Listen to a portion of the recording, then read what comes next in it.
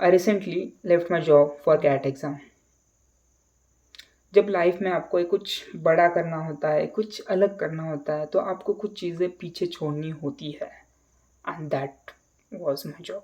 Because I was working in a startup where I was having the worst day every day.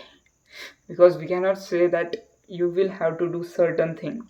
I was a content manager and I was handling so many things that I was fed up of that.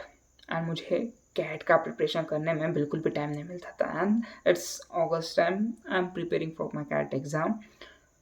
And मुझे लगता है कि अगर आप भी कुछ prepare कर रहे हो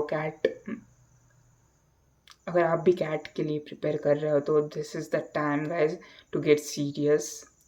around 100 days are remaining and let's start working together. अगर आप भी कुछ ऐसे स्टूडेंट हो तो कमेंट ज़रूर करना. And let's start together and एक दूसरे के डाउट सॉल्व करते हैं and we will make something good out of it.